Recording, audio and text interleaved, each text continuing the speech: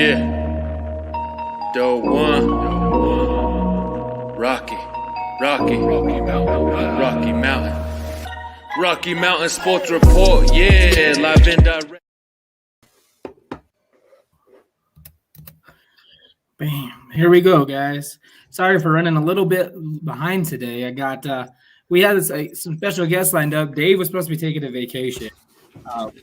Special guests had to back out. Dave came in for the save. So, thank you for bearing with us. We're about 5 minutes late, so we appreciate you guys hopping on with us as we dive into the Broncos early pregame. Since we're not able to do one tomorrow, we're going to just throw it into our typical Wednesday show tonight. But before we do that, I'll let Dave do his famous radio voice and do our sponsors while I finish getting our background set up, if you don't mind, Dave. Nope, not a problem at all. All right, everybody. Thanks for joining us on a Wednesday evening for 4th and 99. Keith, how you doing? Matt, how you doing? Doing well, man. How about you, Dave?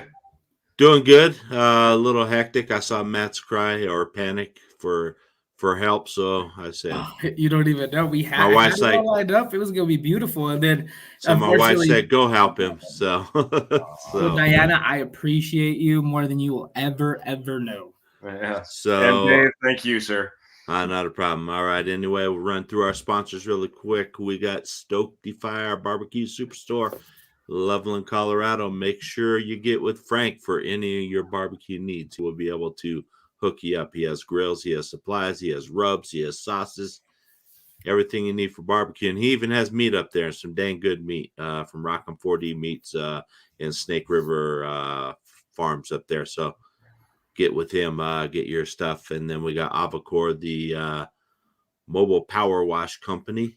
If you need them, go ahead and get them. They will help you out with your commercial power washing needs. Don't call them to come power wash your driveway at your house, though. That's not what they're here for. But if you got a commercial business, you got trucks, or you got a big parking lot or something like that you need power wash, go ahead and give them a call. And then we got Willow Seasonings and Blends, Colorado veteran-owned company. Check us out at willowseasonings.com. Remember, GHOST15 is the discount code for the month of October. You'll get a 15% product discount. Hey, what's shipping time on those Willow Seasonings and Blends? They are usually shipped out either depending on when I get the order. I'll get them packaged and ready to go, and they usually go out the next day. Have the post office pick them up. There you go. So, and unless there's something going on, like I had an order last week that took me 3 days to ship because my wife's in the hospital. So, certainly. But other than that, but yeah, we aim to turn them around in one day and get them out the door. So, awesome, man. I was gonna got mine real quick. There's your answer, Keith. There you go. So. I was going to put my order in, and then of course, you guys knew I took out for a little bit of time away, and I was like, well, I don't want it sitting around, man. No one's taking my Willow Seasonings and Blends. So, I'm glad I waited until it came back, and I'll get my order in now. Yeah, and definitely make sure you use that code for that discount. Yeah, I will type it in the comments later. Just a quick reminder, it's Ghost15 on Willow Seasonings. Is it willowseasoningandblends.com or Willow Seasonings? No, just willowseasonings.com. All right, that's what I thought. I had it right the first time. All right. Well, real quick, I just want to address this real quick. So, you guys, we love it when you guys bring in your comments and all this fun stuff. You guys send your comments as much as you can throughout the show. Check us out on all of our platforms. We're here on Facebook. We got Twitter, Instagram. We're on YouTube. Wherever you want to, watch us, just subscribe, like, and hit the alerts so you know when we're going live. That's a big thing. I never say it. We're going to get in the habit of it. But back to this. So if you are commenting, either throw your name in the comments, or if you look above at the very top of the post, you'll see a little link to allow StreamYard to use your name. Essentially, it's not granting them permission or access to anything important. Just lets us know who you are. If you don't feel comfortable, throw your name in the comment so we know who to address. And that's where we're at. And it's and this one from What's Up Family is from Adam and Kayla. So what's up with you all? So good evening. Thanks for joining us. And Scott, thank you for joining us. Yeah. Happy Wednesday to you, Scott. Yeah, it's a Broncos Wednesday. I mean, it's always Broncos, but it's Broncos every day over here. But today's a special day. I tried to do the PowerPoint. We're gonna have to wing it without the PowerPoint. And I figure we can do that Sunday. I mean, perfect. We'll just throw our pick out today. Yeah, we'll just do our Bronco Cleveland Thursday pick like we normally do on the Wednesday show, and we'll get the PowerPoint ready for the Sunday show. So how about we talk about the big news though that has popped up today? You're reading my mind, Dave. And Deshaun Watson and some of the other rumors that are flying around with that trade. So yeah, man. I mean, it's crazy. It was reported today. I mean, I think it's been brought up a few times through the last couple of weeks. You know, Deshaun Watson and the whole legal issues. It's kind of stagnated. There's not going to really be any answer. Teams are starting to get desperate for quarterbacks. Miami appears to be one of those teams that appears desperate for a quarterback. They got a defensive minded head coach. They got Greer out there who's looking to make a splash. Him and Houston have history with trading. I mean, Laramie Tunsil, a couple other, key players. I mean, we see that debacle and all the first round picks that was given up for Tunsil a few years ago. So there's a connection built. I know it's new management out in Houston, but still, McNair, and that's just how it goes. But, I'm surprised, if Miami's willing to, take a risk, why is it in Denver, guys? I've been thinking about this, and maybe, I mean, I don't know if Denver's doesn't want to take a risk. Maybe Denver has made a call, and maybe Houston has talked to Deshaun, and maybe he's seen the fiasco here in Denver, and he's like, I want no part of that. However, another big attraction to the state of Florida for athletes is no state income tax. When you're getting paid $40 million a year, that's a big savings right there. Very true. Very true. Many of athletes have headed down to Florida to take advantage of that. Whether it be NFL, NBA. Yeah, and I think baseball, you name it. So I think Texas is the same way too. So maybe he just wants to, It's all about. I mean, when you're at that stage, money talks. Money's what's important. You're 26 years old. You're 26 years old too. Would you rather be in Denver or in South Beach? I'm 28 years old, and I'd rather be in South Beach. But so I mean, that's just how it is. But the other rumor. Sorry, go ahead, Keith. I'd say kind of going off of what Dave said. One thing that we did see is that George Payton did go out and try to get a quarterback. He took a stab at Stafford from every report that was out there, but they're not overpaying either for any athlete. To come in here. You look at who they paid to come in. They didn't ever overpay for any of the guys that they brought in, and they weren't willing to for other guys either.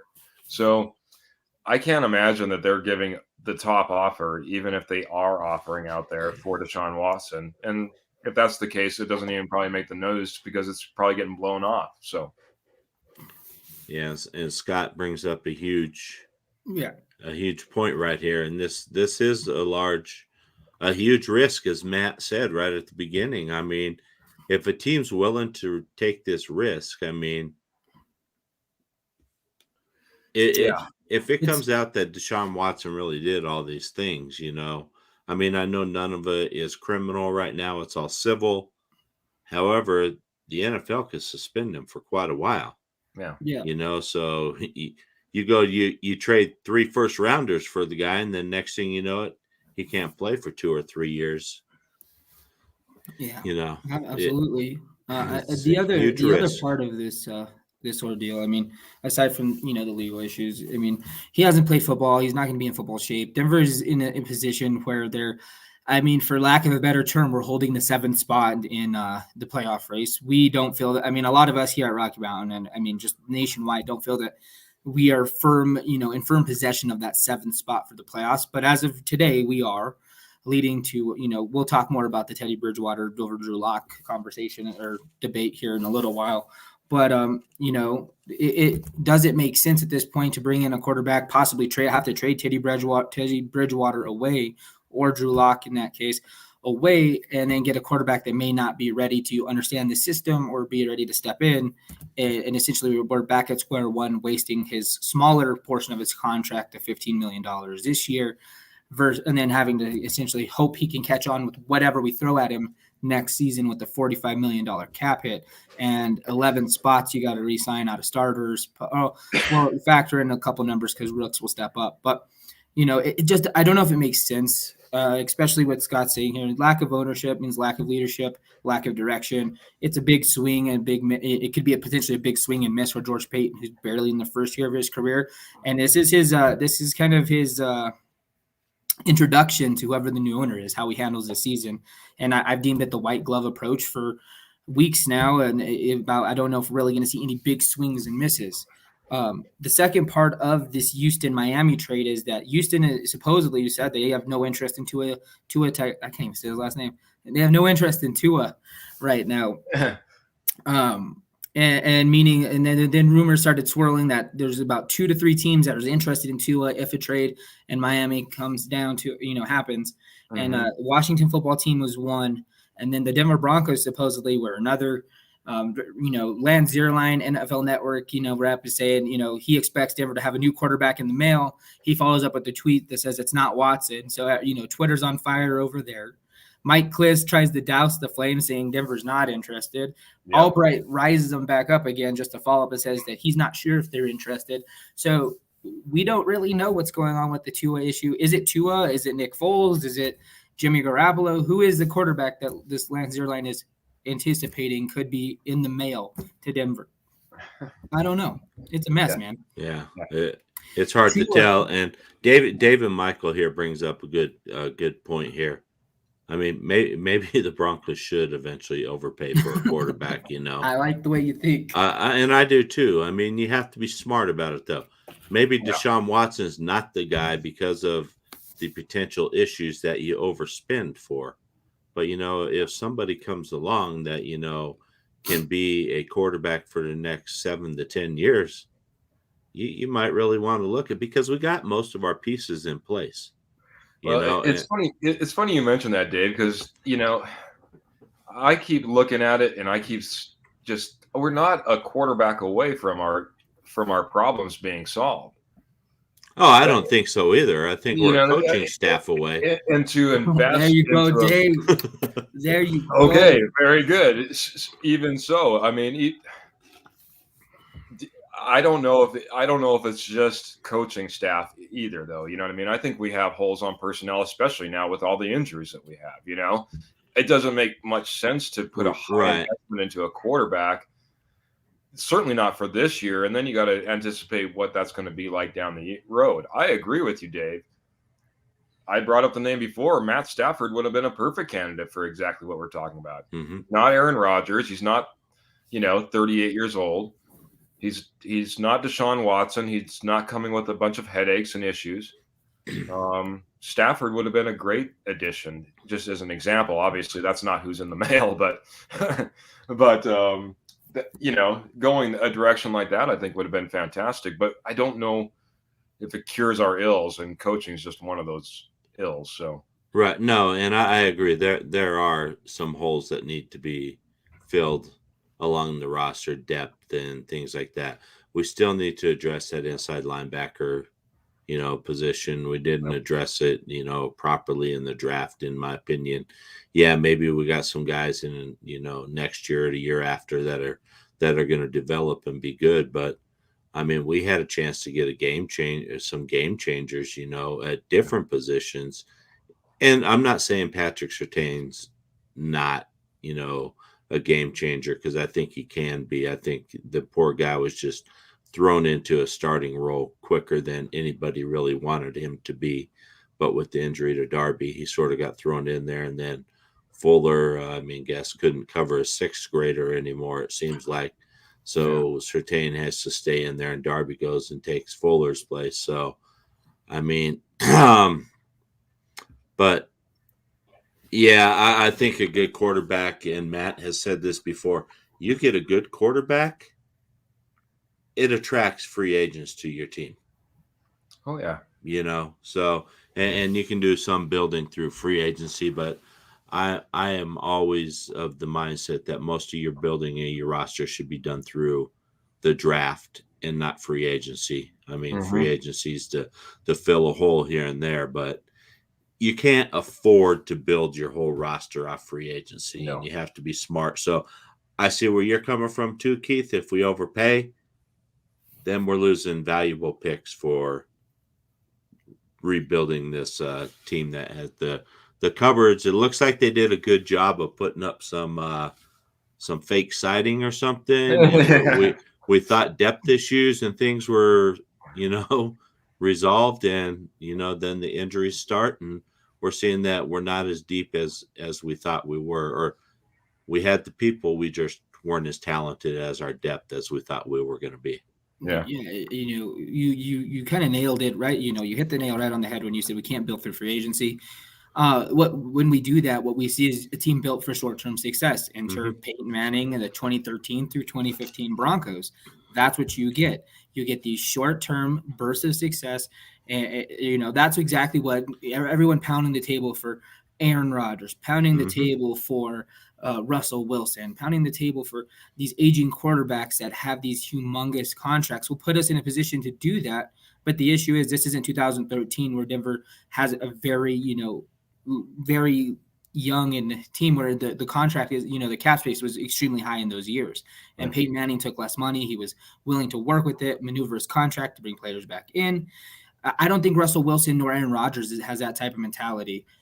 Speaking of overpaying for a quarterback, I don't think it would happen, leaving you with a quarterback that's taken over 50% of your cap. And like we said, we have 11 starters right now that are expected to be unrestricted free agents. Some of them will plug and fill with rookies, but then when you're pulling those rookies up from the depth spot, you're just creating more issues underneath. And we already have humongous depth concerns, leading to we talked about this all week, earlier this week, grading Elway's tenure as a GM.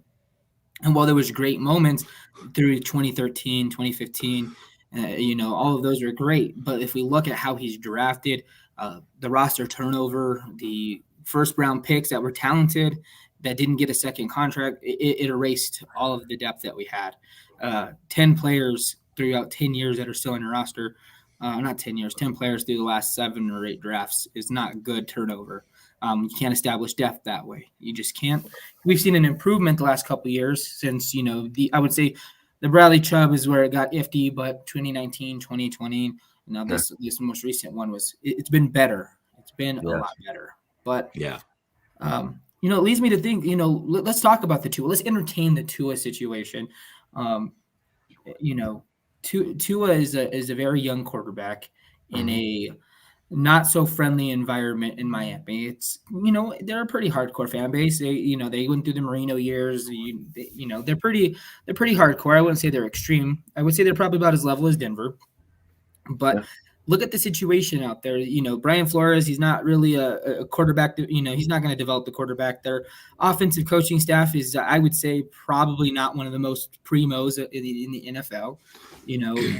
What does that look like for Denver? If they were able to secure Tua at a reasonable cost, we already think the writing's on the wall for this staff.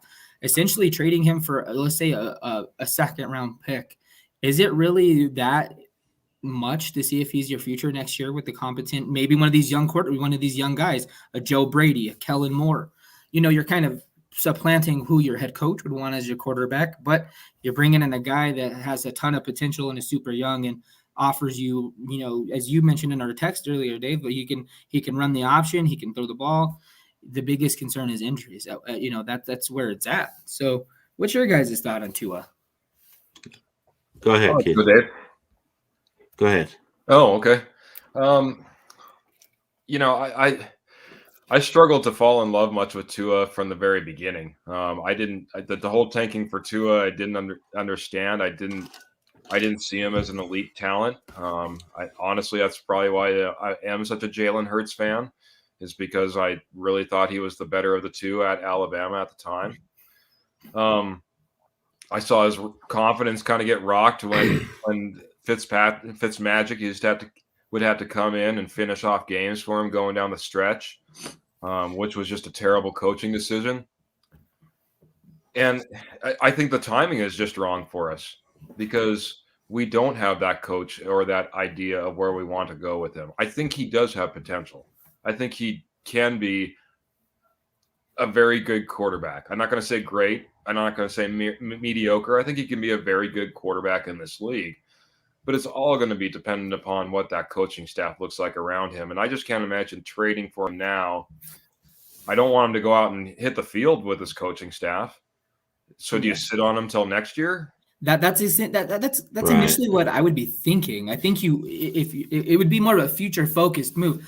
That'd be a tough one to sell to the fan base if we're struggling and you're sitting over on the sidelines, or you're not dressing him for game day, or whatever the scenario may be. Well, I'm wondering, do you bring him on initially to be the backup quarterback? You get him in here. You have Brett Rippon who could sub in and be in that backup role. And then at this point, does that make Locke expendable to try to get some of your compensation back if you made this trade? There's so many moving pieces in this. For example, what if Houston has interest in Drew Locke?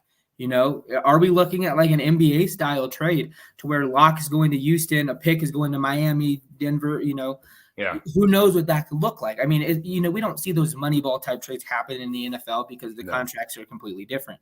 But if it's just picks and low round, second round picks like Drew Locke and, their contracts are huge. They're on rookie deals. Yeah, it's not really moving much money. No. So it would be interesting to see how something like that would play out. You brought up a very good point though, Matt. And this is my biggest concern. One is the injury history of Tua. I mean, ever since his college days at Alabama, he's been injured.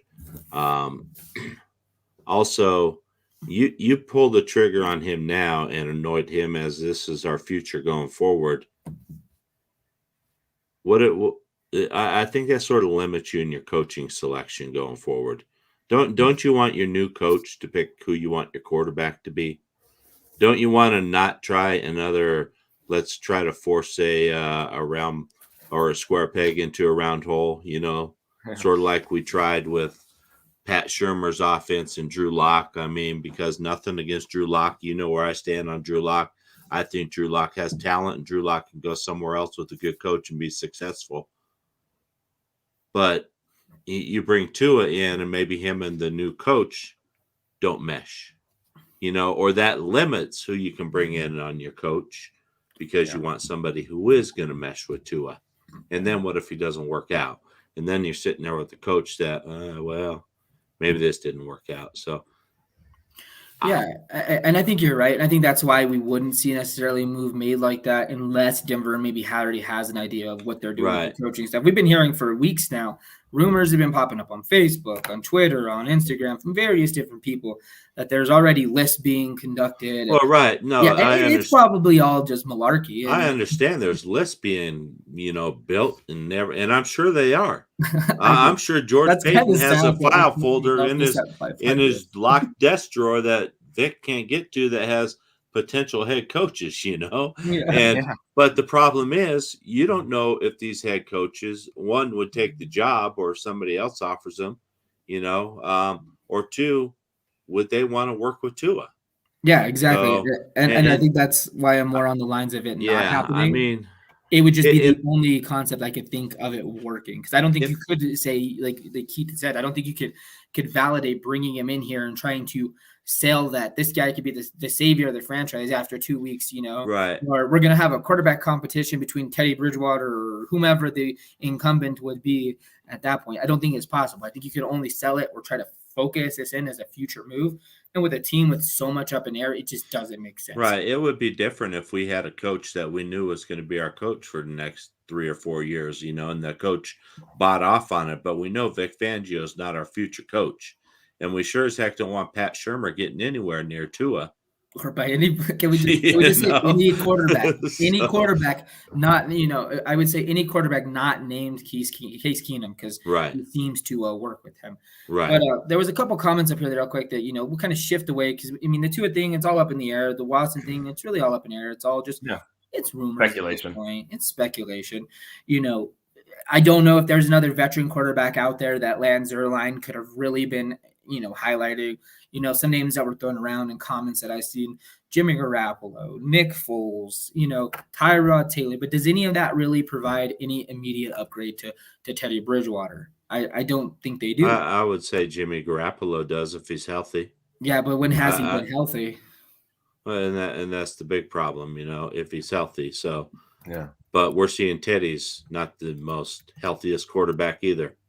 Hey, 17 hits. Well, he had the concussion. We'll do that now. to anybody, I think. He had the concussion. Now he has the foot injury we'll talk about later. Yeah, we're going to get into that. Speaking of, it's going to lead to injuries. Oh, wait, click on the wrong one. Wrong one. Hold on.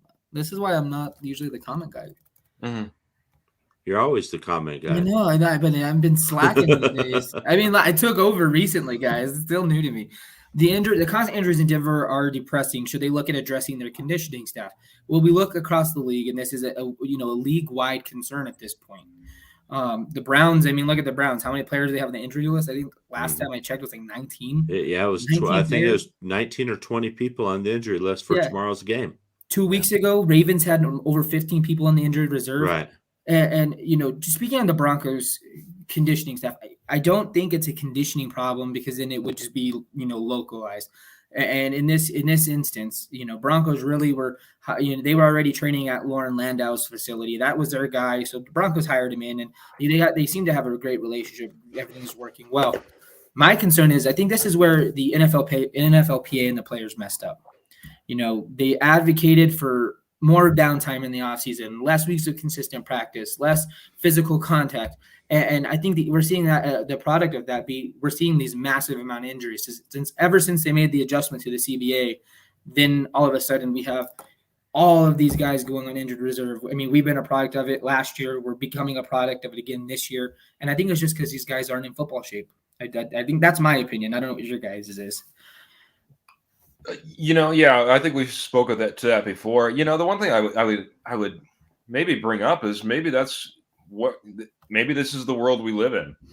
Maybe we do need to bring in people who are specially trained to bring these guys up to speed, or I don't know what it is. I don't care I don't know if it's conditioning, or if it's the way they're taking care of their body, or whatever happens to be. You know what I mean? This is the age we live in, and the team that excels at keeping players on the field or it might be just the winners in and of themselves. You know what I mean? It's reminiscent of the NBA championship a year or two ago, when really everybody was just every top athlete was getting injured as they were heading towards the NBA finals, until finally someone just had to win. I feel like we might be heading down that path as well here in the NFL with the recent changes, and especially this year with all the injuries we're seeing. And the teams that excel in their conditioning are probably going to be the ones that ride out the longest. So, yeah, I think part of it is the collective bargaining agreement, and the fewer workouts and the fewer practices, and we want to go train on our own at our own facilities and things like that. And I just don't know if these guys are really being overseen and supervised, and to really give them the best strength training to really get them in tip-top shape, where I mean, there's some injuries, though, you're going to see that it doesn't matter how much strength train. It's just some things that guys are getting faster and stronger too, Yeah. So now you got guys that hit you a heck of a lot harder. So yeah, it's a brutal game. And I think with the increase in strength of players, the decrease in the workouts and things like that, I think it's just the perfect storm, sort of. Yeah. A couple of torn pectoral muscles for us this season in the linebacking core. That's not a hamstring, or what I mean. Right. Where, like, this guy's not, hasn't put the time in to be completely stretched out and have his body completely fluid and in motion by the time the season hits.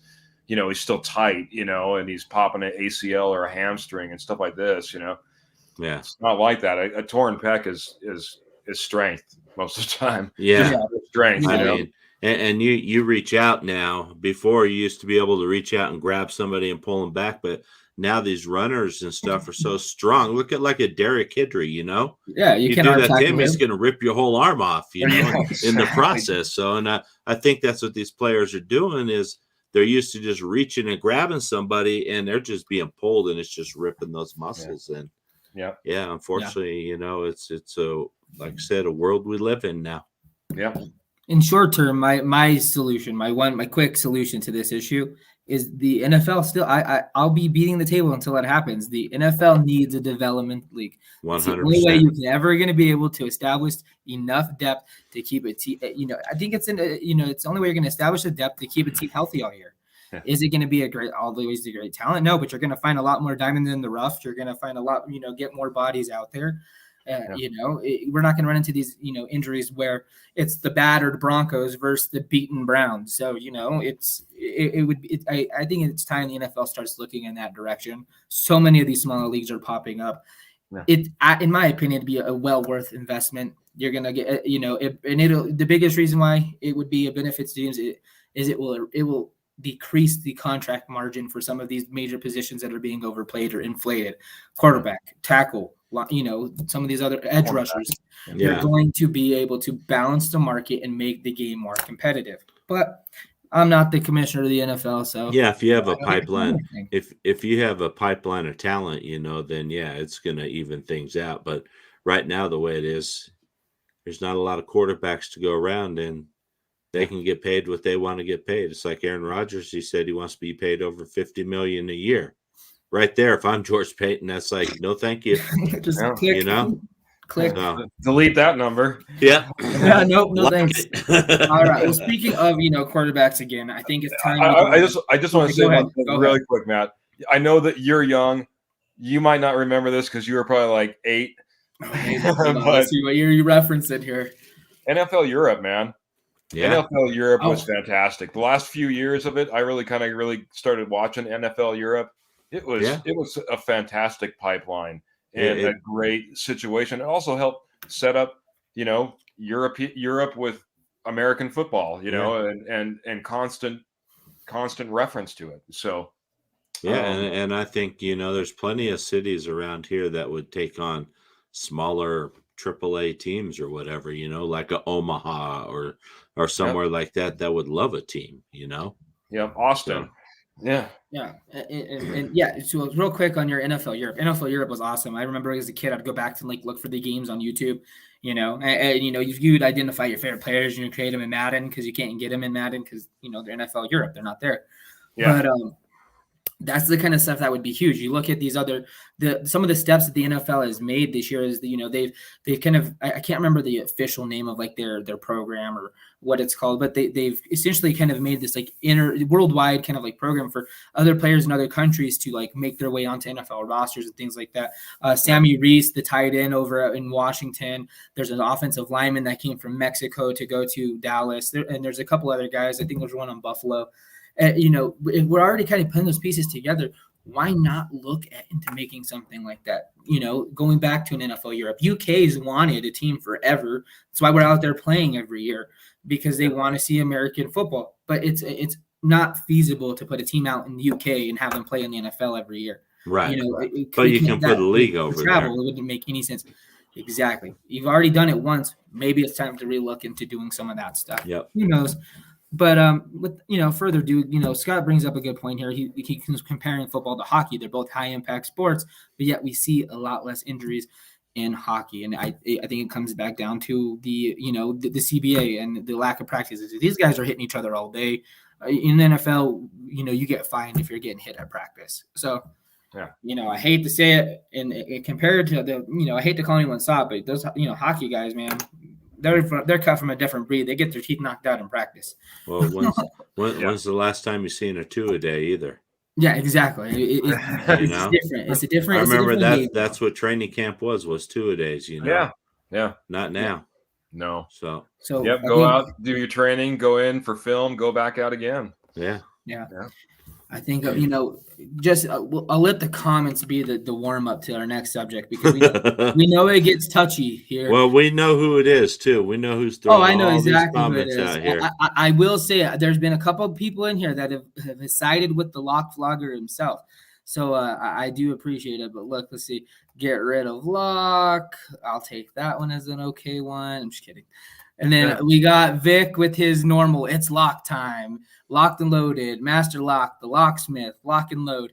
About every anything that rhymes a lock or can be tied to lock. I like the Drew McSwaggy lock. Drew Mix. Okay, I'll find it eventually. There it is. Drew McSwaggy lock.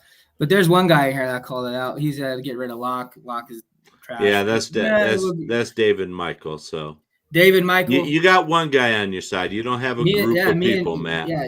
So I don't know if you guys were able to catch this. I did a guest segment. With Broncos Brooklyn Bleat. We pre-recorded it yesterday. I think it dropped last night.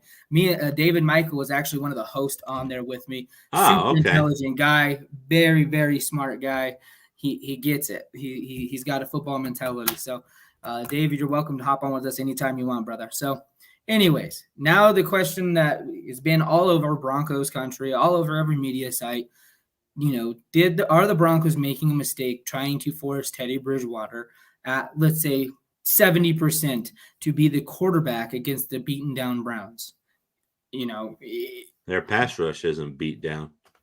I was gonna kind of go there, but is this a mistake?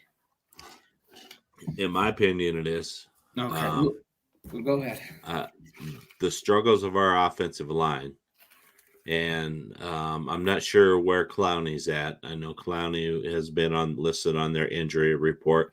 I don't know if Clowney's going, but Garrett himself, is scary enough. I mean, if Drew Lock is our savior, as somebody on this panel calls him, if he's our savior for this season, why do you want to put him out there and when he's maybe 70, 80%, and you're going against this defensive front of the Cleveland Browns and risking getting him injured that could put him out for multiple weeks, when at least Drew Lock is fully mobile, put him out there and let him do what he needs to do.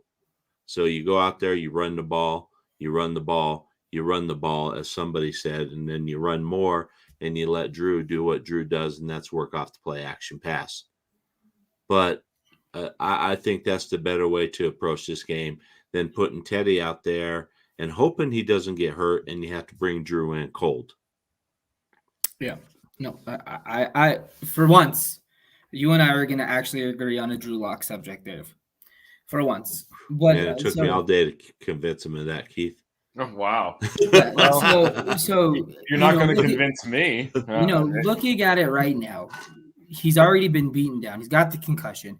He's gotten his foot stepped on. He's getting hit 17 times. He's getting, 5 sacks last week. I mean, the dude's been on the, we talk run. He's been on the run himself for the last 3 weeks. And, sending him out there against a competent pass rush probably isn't the greatest idea when he's not 100%.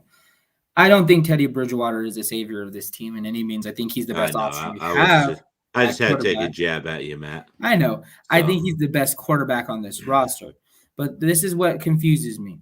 Even if, let's say you're committed to Teddy Bridgewater, but you know that there's a chance he's injured.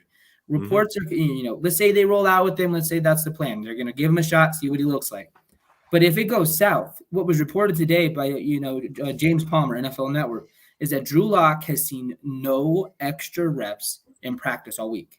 That's his report. Well, to who knows the thing is, media only gets access to a certain portion of practice. And then after that, they're out. So they don't know what happens after they're out.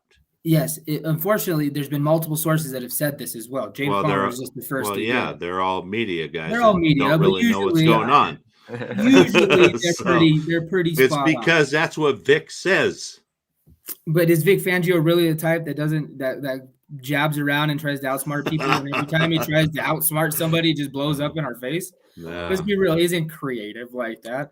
The bottom line is all this did is show the disbelief that this coaching staff has in Drew Lock at all. They have some kind of deep-rooted disbelief or something that is they have their blinders up and are unfortunately, either Teddy Bridgewater's injury is not as serious as we all think it is, or that has been reported that it is, or the disbelief is Aaron Drew Lock. My concern comes from, George Payton. You're sitting there, you're looking at all this happen. Teddy Bridgewater's the guy you brought in. Teddy Bridgewater's the guy you've deemed to be the competent starter of this team, and he's banged up and beaten down. When does player safety become a factor? And why isn't Drew Lock getting any looks when you don't, you're 3-3, you're holding 7.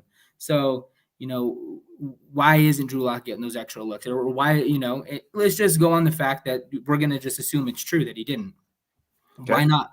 And where are you earlier this season you were saying you believe Drew Lock has a ton of potential? Then why isn't Drew Lock out there saving your starting quarterback, from getting eaten alive from a Jadeveon Clowney, Myles Garrett, and why can't Lock be the decoy? If you're facing Teddy, send Lock out there. Let Teddy get healthy. Let Lock take the beating. Yeah, I'll say this: Joe Flacco, Case Keenum. We don't think about the quarterbacks we've been bringing in as long-term solutions as of lately. We brought Teddy Bridgewater in for a reason. Our coaching staff has shown they're not willing to adjust much. So they're not going to adjust to Drew's game.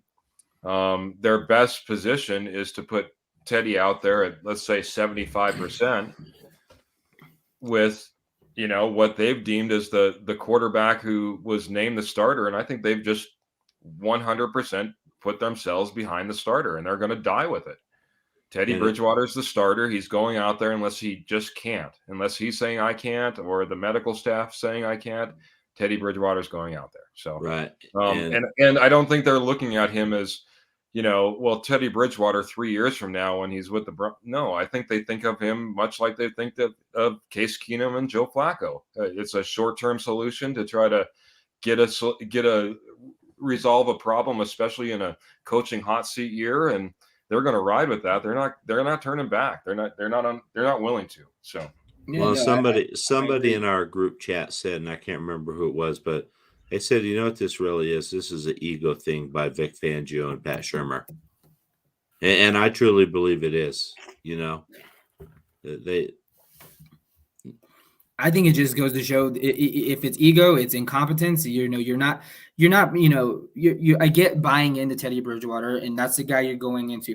But you have to be able to, once again, assuming that James Palmer rumor is true, you have to be setting yourself up for the worst case scenario. There's not a guarantee that Teddy Bridgewater is going to be able to make it through the game if he's going in at 70%. He might be going in at 70%, gets his foot stepped on, and then he's done. And now you're sitting in a cold quarterback. Yeah. The incompetence and the ego is a major problem. We talk about ego with his coaching staff. Factor in the constant deflections that Vic Fangio does. The Ravens lost. Oh, the Ravens' last play is bullcrap. The Steelers lost. Oh, Kyle Fuller played terrible. When are you going to own up and say, man, I just coached a crappy game, or my offensive coordinator that I brought in and sold you guys on just kind of sucks? Like, let's be real. He's predictable. He's outdated. And, I'm tired of seeing the same crap. I can predict what they're running on offense, and I'm sitting at home.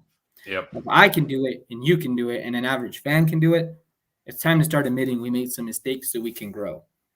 I agree. And I'll 100% go on that incompetence. I don't know if it's ego necessarily, but the incompetence, we've seen them not adjust. We've seen them not give Drew Lock snaps, and now 2 instances when they probably should have been having him take snaps with at least not running the practice team, for crying out loud. I mean, it's just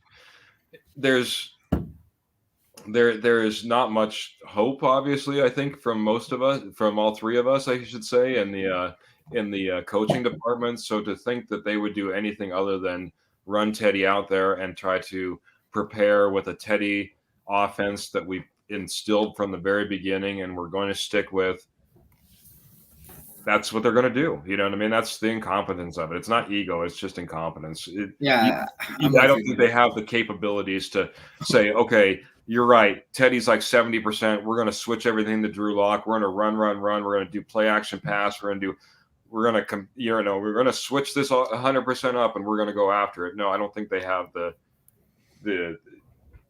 they don't have the ego. They don't have the capability to even do so, I don't believe. So, yeah. Hey, get this last comment. Yeah, I'm going to go there real quick. Just to focus real quick back on the incompetence.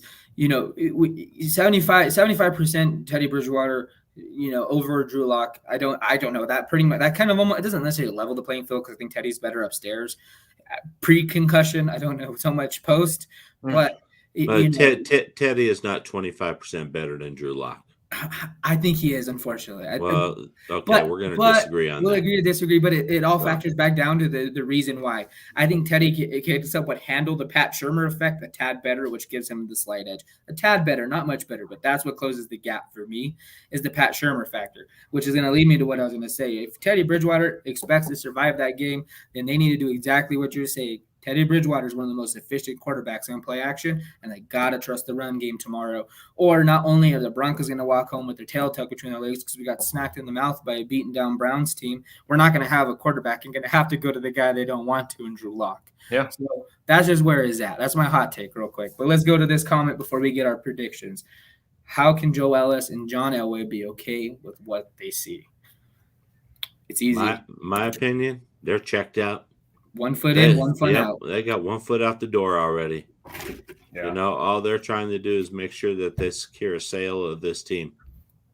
So yeah, I think we're all in agreement there. They got 1 foot in, 1 foot out. To be honest, the reason why we didn't fire Vic, the reason why we didn't fire Shurmur at the offseason is they didn't want to get their hands dirty. They want to try to make this as clean as they can to pass on to whomever that is going to be taking over next year. Yeah. And we lost. You highlighted this yesterday. We have lost the accountability piece. And when we lost the accountability piece, we forgot what it meant to walk in excellence. And it's been nothing but treachery to the Pat Bowlen name and what he's built here in the last 6 seasons. Because unfortunately, unless something magical happens tomorrow and we magically bounce back, we're right on our way back to a 6th consecutive losing season. That's just that's the hot take, guys. I know you guys might not like to hear it out in Broncos country, but unless some accountability somehow makes its way back to the team this year, I don't think we're going to see much more of many more wins. Our road schedule is hard. We got tons of divisional opponents. Our home schedule is favorable. Leading up to the bye is favorable. Only if we can stay healthy. I don't call any game favorable anymore. Well, I'm trying to be positive. I understand what you're trying to do. I just doused the hope of Broncos country, Dave. I got to bring it back up a little bit. The only game I would maybe classify as favorable would be the Detroit Lions game. And Detroit's really not as bad as their record shows. I agree. Detroit lost 2 games on last-second field goals. Yeah. So we would never allow Detroit's stronger than Jacksonville. That's for sure. Yeah. The one, if I want to give a little bit of hope to Broncos country, we win on Thursday for whatever reason. Maybe it's because Case Keenum is their quarterback. Maybe it's because Nick Chubb is out. Who knows? Maybe we pull off a win. Guess what? We have as many wins as the leader in the AFC West. Hey, we'll take it. The season is not but look at it. I mean, if you really think about our division, it's a lot different than what a lot of people thought it was going to be. Kansas 100%. City's sitting at 3-3, just like we're sitting at 3-3. Right. Chargers look to be running away. They get another loss. Now they're 4-2. Raiders, they beat us up, but let's see what comes up after this. You know what I mean? It's not 100% secure just going ahead with the interim coach and everything's going to be hunky dory. Yeah, right. There might be a possibility for still staying competitive within the AFC West for quite some time if we can put together a win here and there. So I got the solution, and it's simple. It's right in front of us. You either force Pat Shurmur somehow to go to what has been working, what we used the first 3 games, play action pass, run the ball, pound the run, because if you just pound the run, they're going to eventually – you may not be getting 15 yards of carry. You may not be breaking them out. 2 things happen if you can stay consistent to running the ball. You wear down a team, you're going to break a big run, or they eventually crash the box and you can beat them through the middle. You open up the things. You open up the deep pass. You got to do what this team's built for. This team has a lot better success when they're pounding the ball 25, 30 times than they do when Teddy Bridgewater or even Drew Lock is throwing 50 times a game. Yeah. We're not built for success like that. That's just the case. So either have Pat Shurmur somehow magically admit that his entire scheme is dog crap, or go to Shula and say, this is what you're running. This is what we have. We have a chance to make the playoffs. We have the talent and hope for the best. If either one of those things don't happen, I don't know. It's going to look ugly. I like this comment, though. Hey, the extra large helmet. Maybe it'll stay on his head too, because you remember it was popping off too. Mm-hmm. Give the ball to Williams. Exactly. Yeah. Our buddies PFF put out a report saying that he is the most effective running back in his hands once he breaks to the outside. Yeah. Get him on the outside. Get him on the outside. We've seen him hurdle. We've seen him hurdle. We've seen him carry 10 players. Let's go. Yeah. Honestly, I could see him. It doesn't seem to matter. I mean, I know he's busted some great ones out to the outside, but that guy's trugged up the middle too, and he just gets an extra 2 yards. Mm-hmm. An extra 2 yards, an extra 2 yards. And when you have a running back that gets an extra 2 yards, that's who you give. You know, that's why we were so upset with Royce Freeman for years and years. He was supposed to be the guy that went in with a head of steam and got an extra 2 yards. He never got an extra yard. Right. You know, he was never that guy. He wouldn't fight through now that we contact. have that guy. Yeah. We so do. Give him the ball. Yeah, give him the ball. So, as Jim Brown used to say, just give me the ball. Yeah. You know? Matt probably doesn't know who Jim Brown is. I know who Jim Brown is. Okay. All right. So, anyways. Going into this game, hopefully he does. So yeah. With that being said, while this has not been a traditional pregame, as we didn't go over any of our guys who need to make improvements, our stars of the game, we totally went off script, which I think it's proven to be. It was a pretty great conversation, actually. So yeah, I'm welcoming it. I think as we're nearing down close to our hour mark, I think it's time to maybe we could do our prediction and maybe name the player that we need to see show up, excluding Teddy Bridgewater, because I don't know if we can hold him accountable at 75%, and Pat Shurmur is his offensive coordinator. Who wants to go first? I think you guys are going to be close. Yeah, I did change my pick from this week. I did change it, just so you know. Oh boy, look at you go! Wow. I changed it before I submitted it onto the PowerPoint that I'm trying to learn how to. I see how it is. I see how it is. This guy, man. Yeah, right, and he announces it at the last second too. Hey, just let you know, I know if I already did, but I don't know if you guys want to. Ha ha. Yeah, no, I'll go. Player that needs to show up, I think, is Bobby Massey. I think that we're going to have a lot of pressure in this game, and I keep saying it week after week after week. If we're going to win a game, it's got to be in the trenches where we see the difference. Now, this week is going to be one of the toughest weeks for that to happen. I hate to say it too. I know that Bowles was listed as questionable possibly, and it did not practice as well. That doesn't bode too well for us either heading into this game. Boy, I mean, like I said, it's all going to be done in the trenches. And for me, I hate to say it, I'll stick with my pick that I put through. You don't have to change the PowerPoint at all if you've gotten that far, Matt. I think this is one of the lowest scoring games we've seen on a primetime night. I think this is a 14-10 loss for the Denver Broncos. So, all right, you want to go next, Dave? And the sad thing about that, Keith, is Cleveland, the last two games have given up 42 points a game. Yeah. Their defense is struggling. I don't have any confidence that Pat Shurmur can expose any weakness in that defense. I don't think we can block Garrett and Clowney. You got Malik Jackson. I mean, their front four is going to really test our guys. And if Teddy is 75% and lacks mobility, the poor guy's going to get destroyed back there, in my opinion. I also think that we have not resolved our inside linebacker issue. We're down all of our starters now. I mean, the guys that came in last week, heck, I hadn't even heard of the guys, Yeah. So they came out of the stands, Dave. They came out of the stands. look for Case Keenum, who, can exploit the middle of the field. Yeah. Look for the tight ends for Cleveland to have a big night. And then what's going to happen is we're going to end up trying to bring up maybe K-Jax to help out, and that's just going to open up the deep game. I don't know if Beckham Jr. is going to play, but they still have Jarvis Landry, who's He's a deep banged up threat. too, though. Yeah, he's banged up too, but I think he's going to go still. Everybody's banged up this time of year. It seems like, It's bad to be a Cleveland Brown fan. That's all I'm saying. It's bad to be. I don't know. I still do not have any confidence in the Broncos coaching staff. So for me, who has to be huge tomorrow? It has to be Pat Shurmur. Pat Shurmur has to exploit this defense that has given up 42 points a game. If he cannot do that, I don't see Denver winning, and I'm not going to change my pick either. I'm going to go ahead and I'm going to stick with Cleveland, and I think Cleveland's going to win 23-13. Oh my God! For trading Teddy B for ranch sunflower seeds. Now Vic's on an all-time new low. Calls on D help the secondary. Now those guys are hurt. Liability for secondary now. Absolutely. I mean, one thing I guess you could argue for the inside linebacker position is Justin Sternad and Kaiser. They're both coverage guys.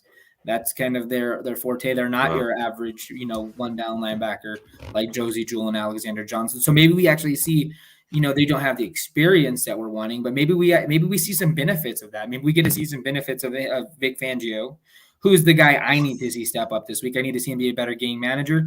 And this is the perfect opportunity for him to get his defense in order.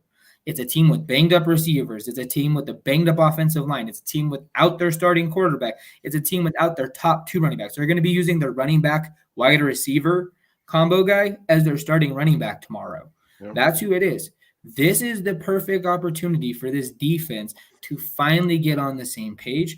And that's why I think the Broncos have a chance of winning tomorrow. This defense is talented. This is going to be a chance for them to get away from this awful man scheme that they've been playing, stacking the box with 8 people, constantly blitzing and it being ineffective. You don't need to put a ton of pressure on Case Keenum to have him screw up. We've seen it here. He gets frantic in the pocket almost immediately. Yeah. Right? We've seen Case Keenum throw a ton of picks here. He's not a great quarterback. That's why he's a backup quarterback, and that's why he didn't make it here. He doesn't have the chemistry with all these guys that Baker Mayfield did. This is the perfect chance to do it. And you know what? The game plan for offense has to be simple. Go back to controlling time and position. Run the ball. You get north of 24 attempts. Javonte Williams and Melvin Gordon, they've both been effective as runners. Just run the ball. Protect your quarterback. Just play it safe. This is a team where you just said it perfectly, Dave, allowing 42 points a game. You don't have to do much to exploit them. Those guys, you pound the ball 25, 30, 25, 26, 27 times. Jadeveon Clowney and Myles Garrett, they can't be on the field all the time. They don't want that constant pressure. Then you open up your passing lane for your injured quarterback. Will it happen? No, but I do have a faith that the Broncos defense can put the Broncos offense in good positions tomorrow to win the game. And I think they do win the game. And I think it's a score of 24-10. And I think it's because we see a defensive score tomorrow. I think it's either strip sack, a pick. Justin Simmons got to do something to rebound. That's where it's at. This guy has it perfect right here. Old school Broncos run. That's what we need. Run and tight end play. Has Pat Shurmur ever proved to you that he could run the ball or that he's willing to? At this point, you're Vic. Your ass is on the line. You got to do something. They've been knowing their asses on the line all year. But up until now, the way Vic's looking at it right now, Vic's like, I'm 3-3. I'm holding the 7th spot.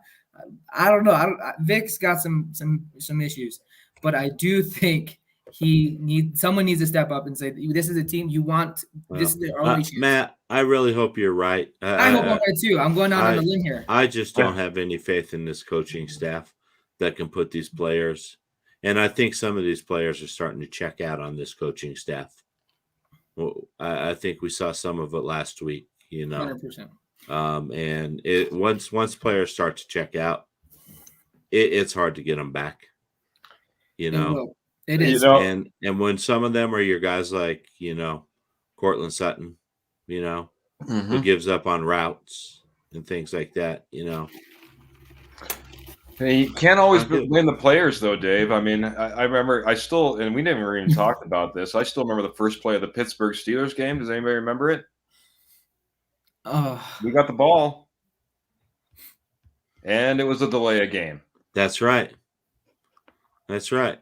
How can you not know what the first play of the? How can you not get set up for the It first? just play speaks of to the the game? incompetence of our offensive coordinator. I mean, it realistically does. I mean, Right. those are scripted plays, and obviously there's some kind of miscommunication there.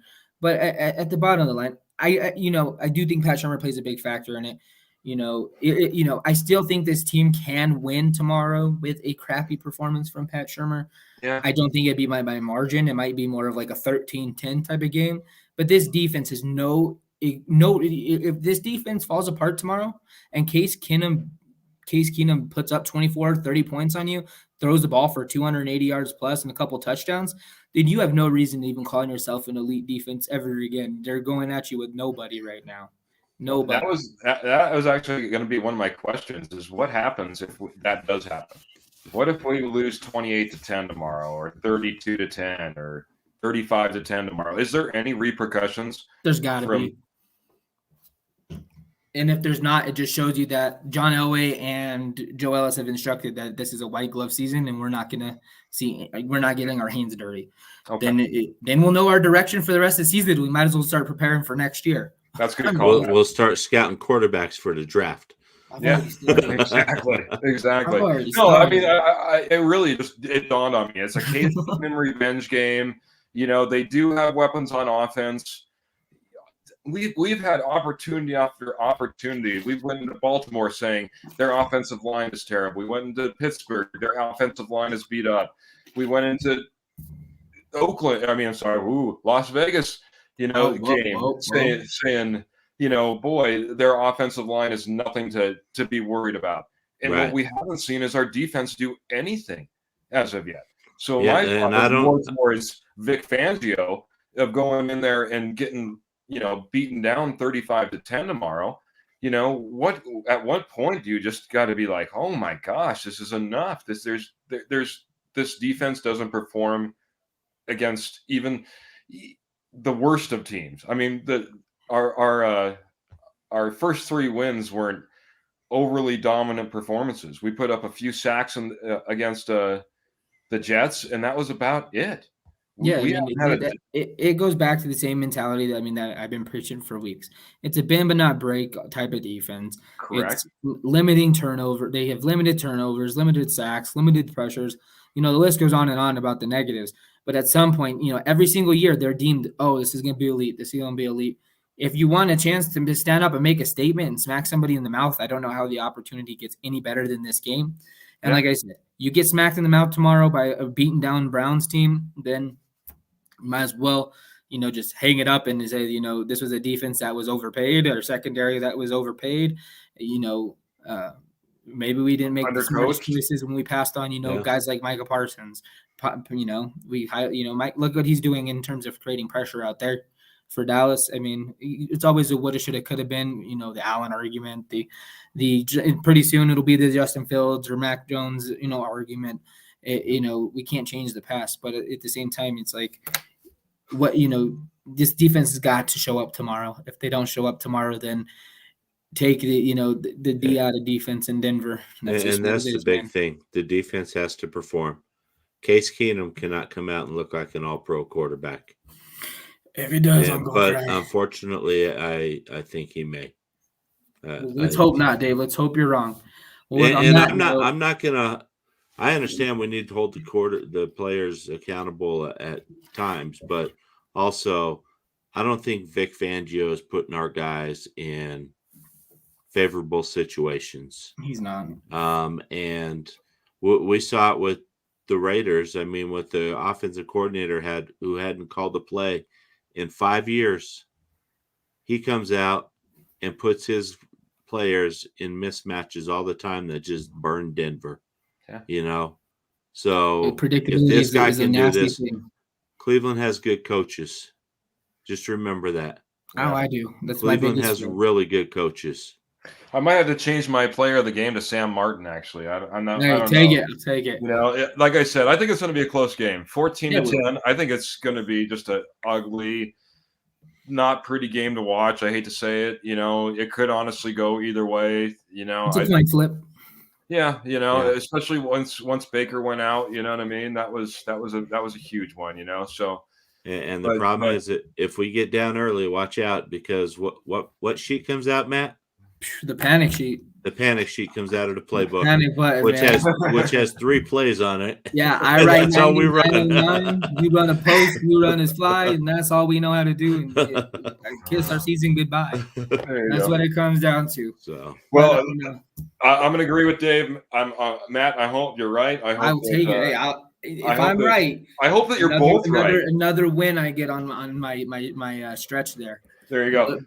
Building it up. I had to go against the grain. I'll always lose in any type of fantasy if it means my Broncos win. But there. That being said, you guys hit on the head. If Vic Fangio, Pat Shurmur both show up tomorrow, we could have an awesome game. We could be talking pom poms when we get on our post game. So this is the perfect opportunity for this team to go out and sort of get well. Absolutely. But I think they're making a huge mistake with this quarterback decision. I think we're all in agreement there. So, but well, anyways, guys, it's been real. It's been fun. Gents, enjoy the game tomorrow night. Go Broncos as always.